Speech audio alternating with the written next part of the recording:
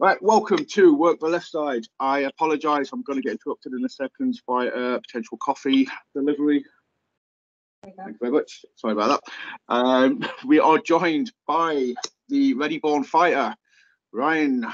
How's it going, man? Obviously, you've been on before. Happy to see you again. Hello, mate. How are you doing? Long time no speak. Yeah, and what a time. It's been busy. It has. Obviously, we talked before I hit the record button, and we was talking about all the ambitions you had that we discussed last time you was on the show. Just hit the ground running, dude. How's that been going? Obviously, I know you've been busy. I've seen your bookings and stuff, seen your matches. Are you happy with it? Yeah, I couldn't be happier, if I'm being honest. But like obviously last time I spoke to you, we were just coming to the back end of the pandemic, the lockdowns and whatnot, and I had ambitions that I wanted to do. It made me kind of zone in on wrestling and what I wanted to do. If and when it came back, and it did. But I mean, I can't complain at all. I mean, it's gone better than I ever expected, and I work for a lot of really great companies now, and I've established myself in a lot of great companies as well. And I think I've kind of proved myself to be a bit of an asset to them as well, which has been really important to me. And most importantly, I just really enjoy it. I'm loving what I'm doing, and long may it continue. Well, that's it. I mean, last time we spoke, obviously you've got the boxing background, you've got the boxing sort of fan base. You brought people. That was the goal, was to bring some people over from boxing to watching pro wrestling. And I think, as you said, you sort of succeeded with that. And I think the promotions you work for realised that as well. I think they've got a name, you've got a name value that will attract audience members that weren't there originally. Yeah. Well, but that's kind of been the aim. And what I've been happy about is certainly when I started, I was bringing in people that knew me from my days as a boxer. I think over the last year I've established myself, as a professional wrestler too, and that's important to me, because I've never just wanted to live off my past deeds. I wanted to prove myself in this business, and I've had the chance to work for some, as I say, brilliant companies, and work against some of the, it's not even in my opinion, but genuinely some of the best talent in the country now. And I think that's helped build my name, to a larger platform anyway, within professional wrestling. Well, that's it. I mean, you can only be judged upon, the people that you're working with, and you're working with some of the best guys in the country. It's because obviously they trust you to work with them. And yeah, obviously your hard work's paying off. So, obviously a lot of the stuff that I've seen has been a lot of singles stuff recently. Last time we talked, you was sort of you was playing with the idea of being, a single star here and being part of a tag team in other promotions with the Cumbrian Outlaw. Yeah. Is that on the side for now, or is that just down to bookings? No. I mean, if I'm being honest, I've always kind of considered myself a singles guy. I grew up as a singles wrestler fan, and that's what I've always, especially coming from boxing. Obviously, it's such an individual sport. It's just how I always kind of envisioned myself. But over lockdown, I became very good friends with Britt Marcus. And we got to know each other over the Train with Nush program that we did for kind of enhancing our physiques and whatnot over lockdown, and then that idea kind of got it came together, and we came up with the idea of Born Ready as a tag team, and again this was going to be something that we were going to do out of Morecambe and Odyssey Pro Wrestling, which up until obviously the last time we spoke, they'd not even run a show by that point.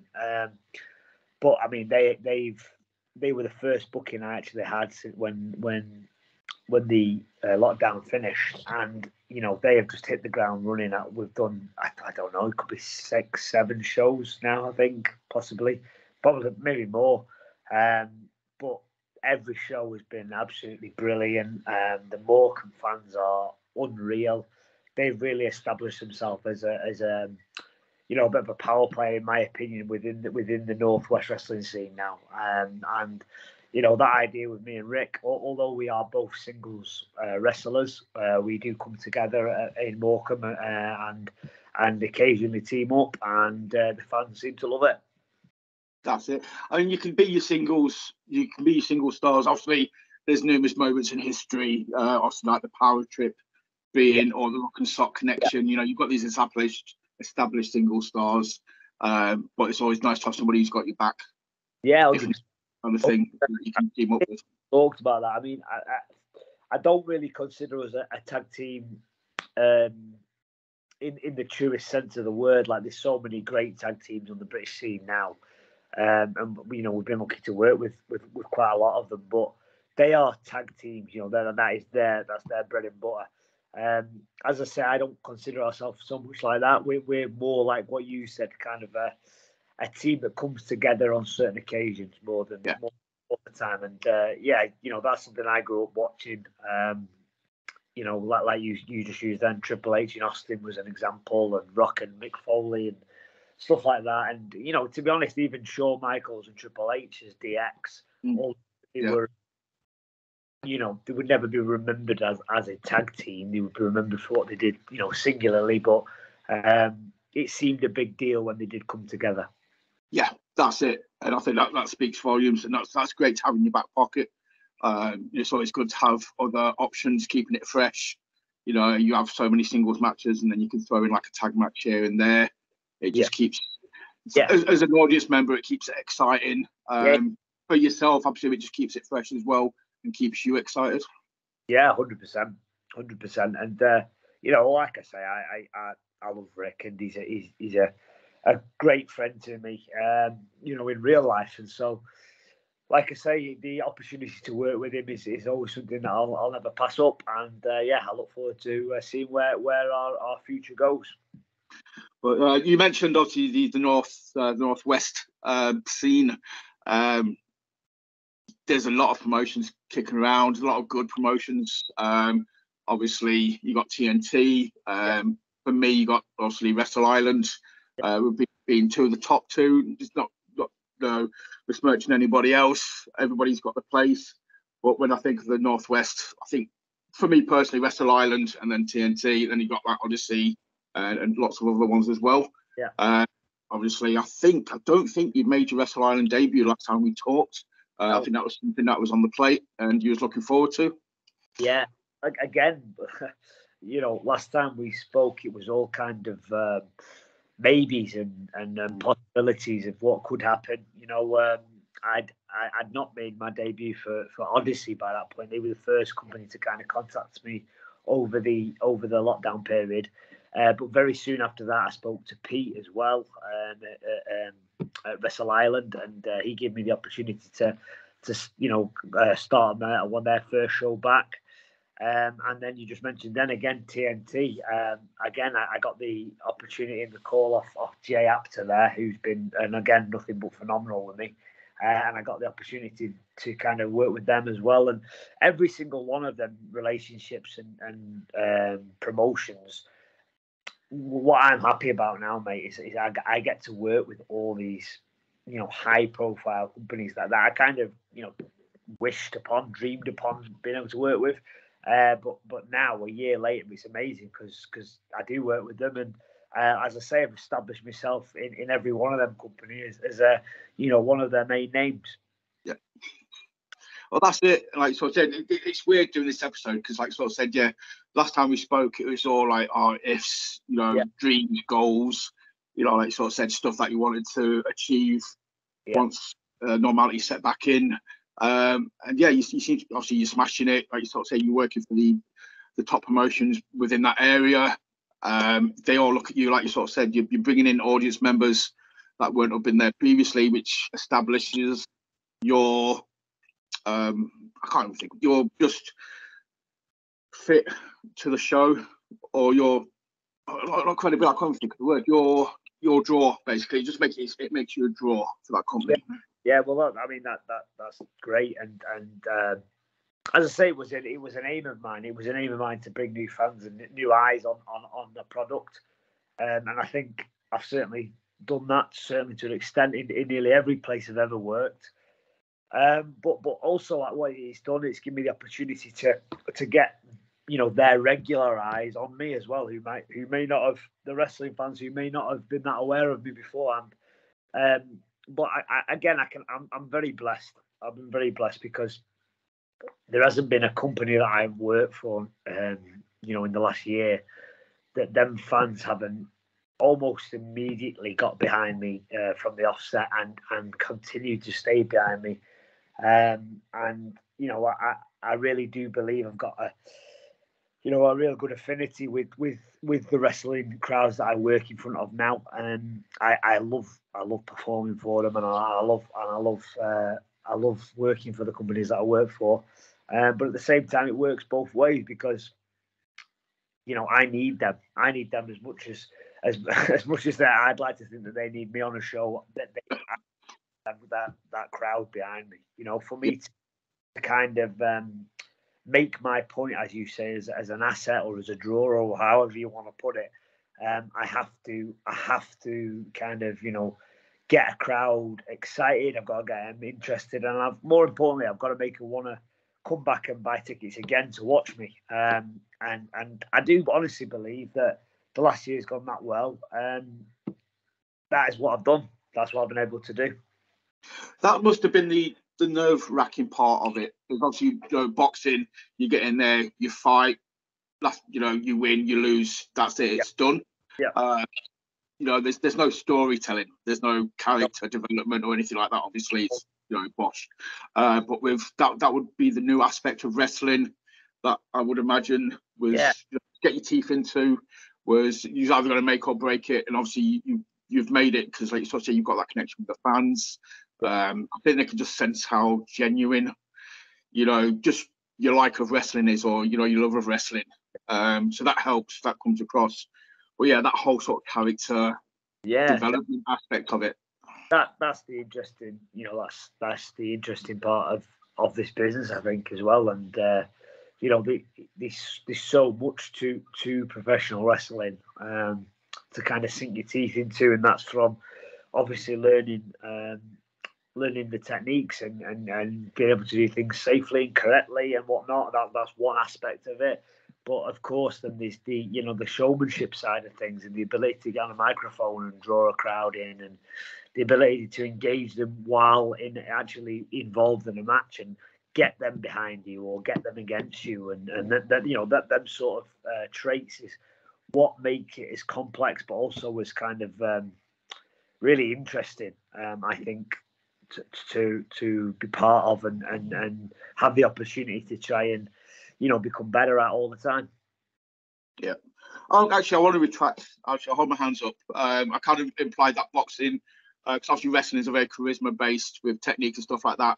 Obviously, I've just thought about it whilst we've been talking. Obviously, I know boxing is as well. Obviously, you've got the showmanship of boxing with the entrances and stuff like that. Yeah. And a lot of the big boxers are very charismatic. So obviously, I do not implying that boxers as a whole are uncharismatic. It's I think that's part of it that transcends over very well. It's the showmanship of the entrance. But once you're in the ring, that's the difference. Yeah, 100%. I mean, boxing's got that would link it to wrestling. The entrances and whatnot. But once you get in the ring, things do change slightly there because just simply the format of it and the way things are run. There's so much to pro wrestling. There's so much to professional boxing, but there's so much to pro wrestling to kind of sink your teeth into. And they're both wonderful sports, but just very different in their own way. Yeah. Oh no, definitely. I can imagine the repeated bumps more so on your back and stuff like that are going to be what takes its toll when it comes to like wrestling and stuff. Hopefully, obviously, your face isn't getting hit as hard, but I'm guessing obviously your back and everything like that takes the toll instead. Oh, 100%. I've said that before.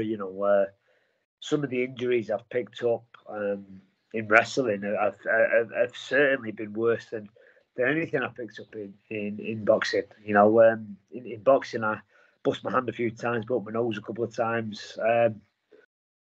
Apart from that, I was pretty lucky. I was pretty lucky. I had plastic surgeries in my mouth once. But on the great whole, injuries were pretty few and far between within boxing. Whereas, there's so much that goes into wrestling. You know, my neck, my shoulders, my knees, my back. Like you say, I've had numerous little injuries. Touch wood, and that's all they've been. Touch wood, but numerous injuries since I got into this business, and that's why I have so much respect for it, though, because I know I've done both. And I know how difficult this is and how much an athlete you have to be good at this job. And so that's why you'll never hear me say a bad word about a pro wrestler, because they're as tough as they come, and the ability to do this night in, night out, and kind of work through some of the injuries that you pick up is phenomenal. Yeah, no, I definitely fully agree. Have you got any sort of any cheats for like trying to heal up? Like, and obviously I've spoken to like Mark Haskins previously. He's got a big ass barrel in his back garden just full of ice water. He jumps in there regularly to sort of try and heal up. Yeah. Have you got any tricks of the trade? Anything you find helps? Again, I think hot and cold has always been sort of a go-to for me. Mixing between heat and freezing cold temperatures. But like, I don't have an ice bath, sadly. But I do have many packs of peas in the freezer and things like that. Throw them in the bath, lay in it, sword. I am when I need them. But I also. I mean, I'm 35. I'm 35 years old now, and I've luckily been able to over my career, obviously even back to my boxing days, to build good relationships with a lot of kind of health professionals in my local area. So one of the things I use at the minute is basically like kind of a massage service, sports massage and therapy and physiotherapy and that sort of stuff that I get done quite regularly, to be honest. Just to kind of, it's more, I kind of see it as like an MOT on my body. Kind of keep an eye on everything, make sure everything's working as it should, and if there is any slight injuries or niggles, it's something that they can get on straight away. Yeah, well, my other half is like a gym instructor and does sports massages and stuff as well, so I know their full importance. Yeah. If I'm ever doing like any of her stuff to try and build up custom for the shop, it's like, it's important to look after your body after a workout as it is to actually do the workout. Stuff like that. 100%. And like I say, I like a professional to have a good look from time to time and just make sure that nothing that is slightly tweaking or injuring, or hurting, should I say, keep on top of it. Isn't going to progress into something worse because I've just waited for the pain to go away. Do you know what I mean? Yeah, no, definitely. Last time we spoke, we talked about the gentleman villain, as he's known on his podcast, Mr Regal. Obviously, you sort of saying you was in conversation via email, sending him over to look at. Obviously, anybody who follows you on social media will have seen pictures of you shoulder to shoulder with the great man last weekend. What's that all about? Was that just a random meeting, or were you obviously at the same event, same time? No. Like I say, I mean, things have progressed so much really over the last year. There's so much to catch up on, but obviously for the purposes of this podcast, we'll call him Mr Regal. But Mr Regal has been someone who's been a massive help to me. Yeah.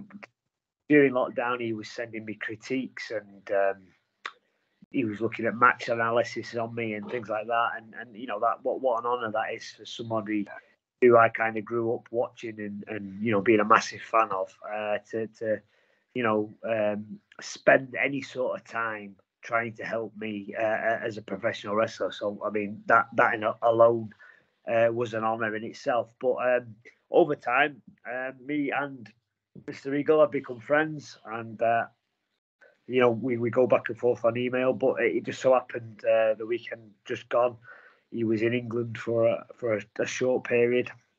he hasn't been here for quite a while. So he came down and he just invited me whether I'd like to go and go out for dinner with him. So it was just as simple as that. You know, what an honour as a friend. Nothing to do really with wrestling. That it was just more just go and have something to eat and have a catch up really. And you know, it was really, really good. Yeah, really good. That's awesome, dude. That's proper popped me. That did. I was just, when I saw it, I was just like, yeah, I was just big smile on my face. So I'm a massive fan of his. Obviously followed you, you know, from day one, through the show and Twitter and stuff. And yeah, I know what it meant to you when he was like critiquing your matches and stuff previously. So yeah, dude, I've been legitimately just big smile. It's easy to say this on a podcast, and especially on our wrestling podcast, but he just is genuinely. In real life, just a real gentleman. That I can say about him. You know, he has such a passion for professional wrestling, but he's just such a nice man, and he'll do anything for anyone. If he feels that you are trying and you want to get better, he's one of those people who will just do anything he can to try and help you succeed in that. So yeah, I've got nothing but good things to say about Mr. Regal. Again, I don't know. I've mentioned it, you know, in conversation prior. The podcast obviously he does on a weekly basis. If anybody watching this doesn't check that out, I'd be very surprised. But if they're not, I can't recommend it enough. Just for the little hints and tips as well that he gives. It's obviously the stories. I don't know if you've listened to it or you know how many episodes you've listened to, but it's just a little bit like he went on one episode about 45 minutes about pins, the importance of pin. Yeah. It's just stuff like that. You just like, especially talent, just can pick up on little bits that just make your matches complete. He's got so much knowledge, hasn't he? He's just got so much knowledge and experience. And again, it's just down to those who you know want to listen and learn from it. And I would imagine anyone that's in this business and want to be better would certainly want to listen to what he has to say, because you know he's tried and tested and he's proven what he's done. Exactly. Obviously, besides the wrestling, you've got the gym as well. How's that going? Are you finding any sort of crossover from wrestling fans, fans of yours coming to the gym, signing up to learn boxing? Yeah, you know what? Weirdly, pro wrestling has been I've had such a crossover with my actual real life business, my Davis boxing gym, my shoot job, if you will, as they call it. But yeah, the crossover has been massive because I've always kind of pushed that gym. Well before I got into pro wrestling, I pushed that gym as a gym for everybody, because although I love boxing. I've always loved boxing. Boxing's brought me all the great things that's ever happened to me in my life has come from boxing, and that includes professional wrestling. Ironically, that's how it kind of came about. But that gym and what it represented, it wasn't just a gym. I wasn't trying to make a gym of like elite fighters that you have to be the best boxer going to be able to come in with. That was never what it was about. I just knew that boxing has so many positive outcomes for people. Well away. Yeah, exactly. Well away from actual competition. I mean, like for instance, obviously health, losing weight, just basically feeling more confident in yourself, mental health. Just there's so many numerous things that it can help you in, and that's what I opened the gym up for now. As part of that, I have a massive variety of clients from all the way up to 80-year-old right down to 5-year-old. But what I have found with the wrestling and how it has linked in is our kids' classes are so busy now. They're so busy, and that's phenomenal. But I do think that part of the reason of how busy it is because they think they're coming to train RPD the wrestler. And when they get there, it's just Ryan, the boxing coach. But when they get there, they enjoy what we do, and they see the bits and the fun that they can have down there, and they've carried it on from there. That's it. Half the battle's getting them through the door. If that's got them through the door, then and then like you say, they enjoy what they're doing when they're there. Again, can't say enough positive stuff. My little one does martial arts. Yeah. Same sort of obviously as the boxing. It's the fitness, it's the discipline, it's the mindset. Yeah. It encourages nothing but goodness or ingrained goodness. Defense in the world we live in now, these things are very important, really, really important. And yeah, I am a big believer in what I do, and not just what I do. Like you said, there are a lot of martial arts clubs. I do think it should be something that, you know, many kids taking part from, because there's many lessons to be learned, and that does not include just punching people. I don't mean it that way. There's so many more learned from that. Definitely. Right. This was intended as hopefully after we'll do a full length episode down the line. I just wanted to have a catch up with you. I'm looking, since the hiatus, I'm looking to make contact again with people, check in with them, and just sort of see what they've been up to, you know, in the last year since, you know, everything's gone back to normal. Dude, you know, it's been an absolute pleasure. Any goals? You know, obviously you're smashing the Northwest. Do you want to venture out a little bit? Do you want to go up a bit north, a little bit south? The thing is, I mean, I'm in a pretty rare position, and the position I'm in is I'm kind of working for now every company that I wanted to work with. You know, I have a special place in my heart for Morecambe, and obviously because they took me on first, and they were the first company to kind of get in touch with me, you know, during that lockdown period. But as I say, you know, they've been brilliant to me, and the crowd there are phenomenal.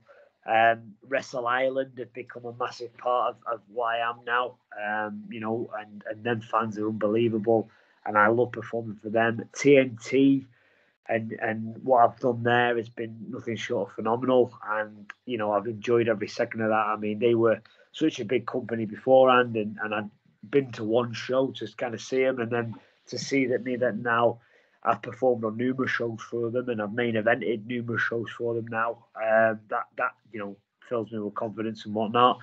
And then from there, I've got to work with other companies, you know, like Knockout in Barrow.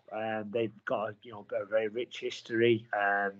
The Kingdom of Wrestling in Southport. They've been a really really great to me, and again I've built like a connection with that crowd, and then of course where I've been training for the last year, the Future Shock PC. I got the opportunity to wrestle for them as well. You know, they okay, cool. So and you know, they're a massive staple in the Northwest scene as well, huge staple, and you know, that was an honour as well. So yeah, I mean, I'm getting to wrestle everywhere I wanted to wrestle. I didn't really have anybody else, you know, that I was desperate on my bucket list to wrestle for, and I kind of feel like I got them.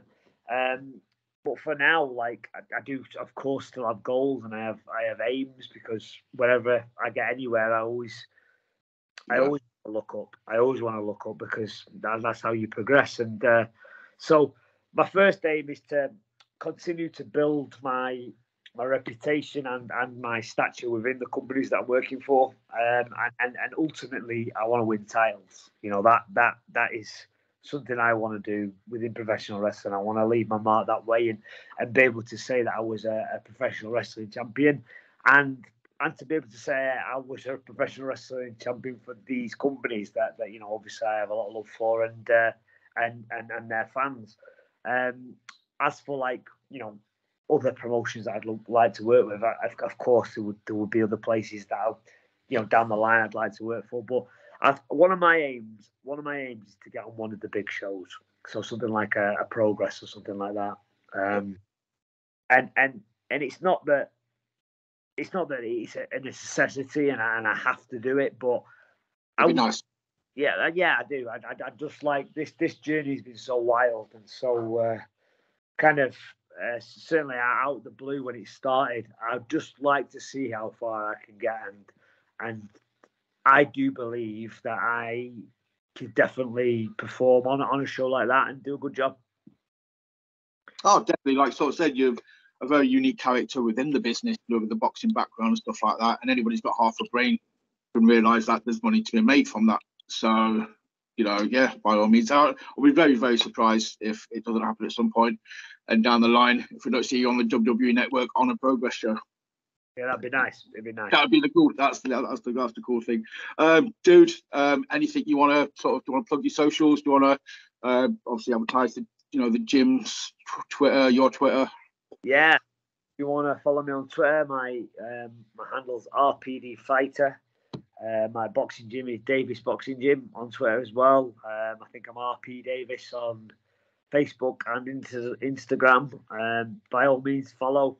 It's been some journey so far, but I am far from done. I'm far from done, and I still got big ambitions and big plans, and I hope to see them all come together. And with a bit of luck and obviously continued hard work, I do think I'm going to get to where I believe I can get is the answer to that. So I just want to thank obviously yourself, mate, for having me on. I want to thank all the fans for all the companies I've just mentioned for just being so great with me. Because I'll be honest with you, that's the reason.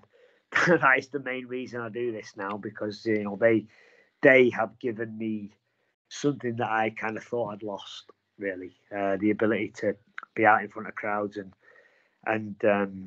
entertain, and I'm so grateful for that. And they've given me a massive shot in the arm, if you will, of kick up the bum. Kick up the bum. A kick up the bum. They have.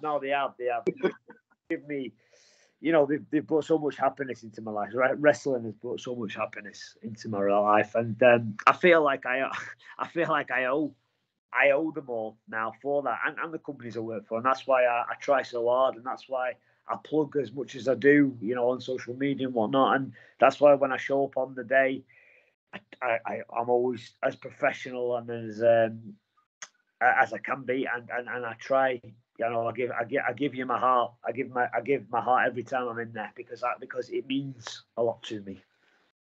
And I think that shows, man. I think that's genuinely a massive part of your success. So, obviously, thanks for being on. Like I said, dude, it's been an awesome chat with you. I am going to wrap up here. I'll thank everybody for watching.